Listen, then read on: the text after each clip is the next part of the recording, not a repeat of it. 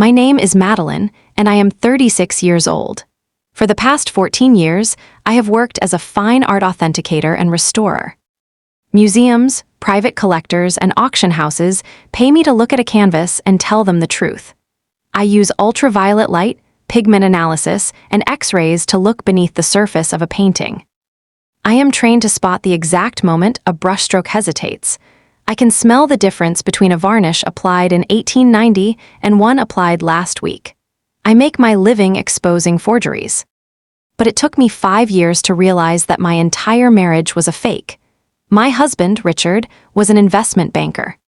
He was charismatic, impeccably dressed, and loved the prestige of being married to an art expert. We lived in a beautiful home in Boston, which housed a climate-controlled vault in the basement. That vault held my late father's private collection, a dozen rare, highly valuable 19th-century paintings that had been in my family for generations. My father had passed away 6 months earlier. I was deep in grief, burying myself in my work at the gallery to avoid the silence of the house. I thought Richard was my rock.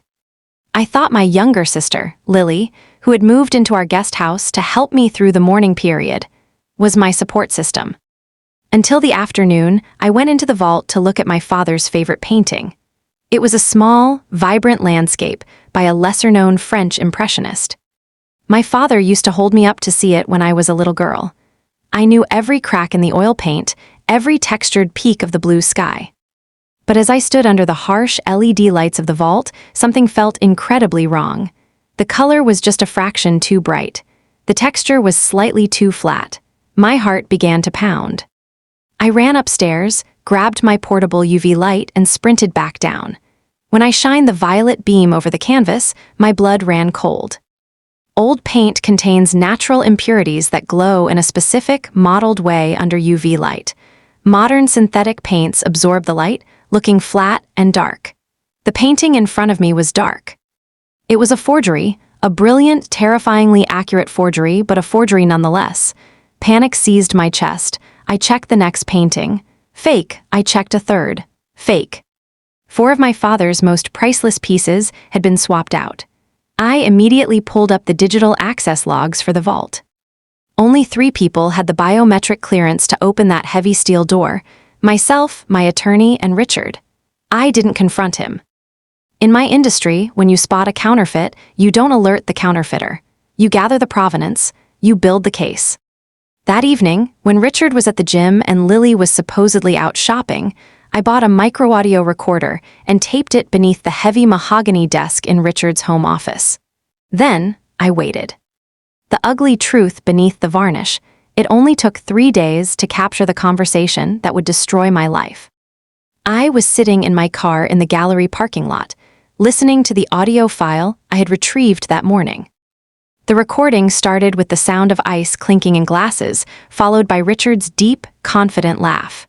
Then, a woman's voice joined in. It wasn't just any woman. It was my sister, Lily. "You need to relax, Rick," Lily said, her voice dripping with amusement. "Madeline hasn't even noticed.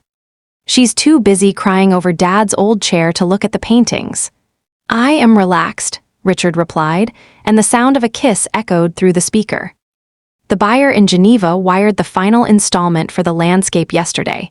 3.2 million, untraceable." "Good," Lily sighed. "I'm so sick of sneaking around this house. I'm sick of playing the supportive sister. When do we take the Renoir?" "Next weekend," Richard said smoothly. "Madeline has that authentication conference in New York. We'll swap the Renoir with the replica, load the original into the transport van, and fly to Switzerland. By the time she realizes her precious vault is full of worthless fakes, we'll be living in Lake Como, and I'll have filed the divorce papers from overseas." I sat in my car, staring blankly at the steering wheel. The air in my lungs felt like broken glass. My husband and my little sister, they weren't just having an affair. They were systematically looting my inheritance, funding their new life with the only pieces of my father I had left. Lily, who had always resented my success, and Richard, who had only ever loved my net worth. They thought I was a blind, grieving widow. They thought I was weak. I leaned my head against the headrest and let out one single, shuddering breath. Then I wiped my eyes. When you discover a forgery, you have two choices. You can quietly destroy it, or you can expose it to the world so the forger can never work again. I chose the latter. Painting the trap, I drove straight to the local field office of the FBI and asked to speak with the art crime team. Because the stolen paintings were crossing international borders, this was no longer just a domestic dispute. It was major federal wire fraud, international smuggling, and grand larceny. The lead investigator, Special Agent Vance, listened to my recording. He verified the Swiss bank routing numbers I had pulled from Richard's laptop. "We can arrest them right now, Madeline," Agent Vance said, looking at me with a mixture of pity and respect. "No," I replied, my voice steady. "If you arrest them now, Richard's high-priced lawyers will claim the Swiss account was a legitimate investment and that I must have sold the paintings myself. He will twist the narrative. I want him caught with his hands on the canvas." Agent Vance smiled. "What's the plan?" I told Richard exactly what he wanted to hear. That Friday, I packed a sleek suitcase, kissed him on the cheek, and told him I would be in New York until Monday evening. "Have a great trip, sweetheart," Richard smiled, playing the devoted husband flawlessly. "I'll just be catching up on paperwork. Lily said she's going to a spa retreat, so it'll be a quiet weekend." "I'm sure it will be," I said softly. I didn't go to New York. I drove 3 blocks away, parked my car inside a closed garage belonging to Agent Vance's team, and sat in an unmarked surveillance van packed with monitors. Through the hidden cameras we had installed in the house the day before, I watched my life crumble in high definition. Within an hour of my departure, Lily walked through the front door. Richard greeted her with a passionate kiss. Watching them laugh, drink my wine, and walk through the house I had paid for made my stomach turn, but I didn't look away. I forced myself to watch every second, turning my pain into pure surgical anger. At 10:00 p.m., the real work began. Richard and Lily walked down to the basement vault. Richard used his thumbprint to open the heavy steel door. Lily was holding a large, flat package wrapped in brown paper, the fake Renoir. "Careful with the frame," Richard instructed as he lifted the real Renoir off the wall. "The buyer is picking it up at the private airstrip at midnight." We hand it over, we board the jet, and we never look back. "Goodbye, Madeline," Lily mocked, giving a little wave to the empty room as she hung the worthless fake on the wall. In the van, Agent Vance tapped my shoulder. "We have the visual confirmation of the theft. The transport vehicle is waiting at the airstrip. You ready?" "Take them down," I whispered. The grand unveiling, Richard and Lily packed the real Renoir into a hardshell art case, loaded it into Richard's SUV, and drove toward the private airfield on the edge of the city. They were laughing, listening to music, celebrating their victory. They pulled onto the tarmac, where a sleek private jet was idling. A man in a tailored suit, the supposed courier for their Swiss buyer, was waiting near the stairs. Richard stepped out of the SUV, popping the trunk. "Right on time," he grinned, handing the heavy case to the courier.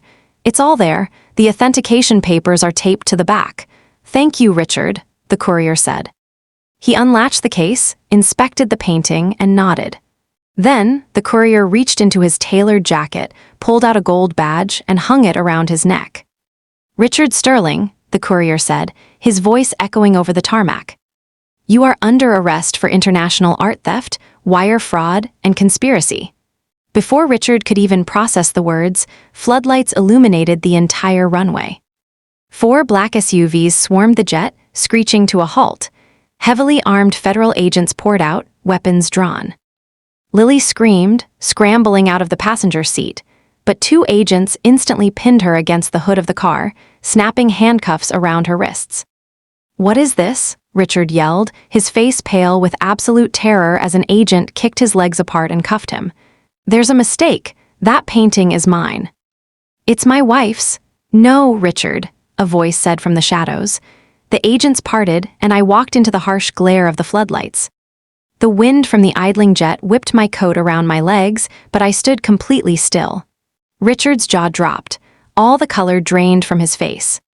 "Madeline," Lily was sobbing hysterically against the hood of the car. Maddie, please, he made me do it. He manipulated me." I walked slowly toward them, my heels clicking against the asphalt. I stopped just a few feet away from my husband, looking at the pathetic, trembling man who had tried to erase my future. "You thought I wouldn't notice," I said, my voice cutting through the noise of the wind. "You thought because I was grieving I was blind." "Madeline, please," Richard begged, tears streaming down his face, the arrogant banker completely vanishing. "We can fix this. Just tell them it was a misunderstanding." "I authenticate things for a living, Richard," I said coldly. "I look for the flaws. I look for the cheap materials hiding beneath a shiny surface. It took me a little longer to look closely at you, but I finally did." I looked over at my sister, whose mascara was running down her face in thick black streaks. "And Lily," I added softly. "Dad always knew you were entirely fake. That's why he left the vault to me." Her sobs turned into a wail, but I turned my back. I didn't need to hear their excuses. I had the genuine article safely in my hands, and I was done dealing with counterfeits. The appraisal of a new life, the legal fallout was swift and brutal. Because they were caught attempting to smuggle stolen art out of the country, federal mandatory minimums applied. Richard's high-priced lawyers couldn't save him from the audio recordings, the video footage, and the direct testimony of the undercover agent. He was sentenced to 12 years in federal prison. His banking licenses were stripped, his assets were frozen, and the Swiss accounts were seized and returned to me. Lily turned against Richard in court, hoping for a plea deal, but her involvement was too deep. She received 5 years, followed by heavy probation. My extended family, who had always coddled Lily, was horrified. She became a pariah overnight. As part of the divorce, I took everything. I kept the house, the gallery, and every single cent of my inheritance. 3 months later, the FBI successfully recovered the other 4 paintings Richard had already sold, tracking them down through the Swiss bank ledgers. The day the final painting was returned to me, I took it down to the vault. I hung it back in its rightful place, right next to the others. The room felt whole again. The air felt clean. I walked upstairs, poured myself a glass of expensive red wine, and sat in my father's favorite armchair by the window. Sometimes, life breaks you down so thoroughly that you feel like a shattered piece of glass. People like Richard and Lily count on that. They rely on your grief to blind you. They assume that if they break your heart, your mind will follow. But what they don't understand is that, when you survive a profound betrayal, you don't just heal. You rebuild yourself with sharper edges.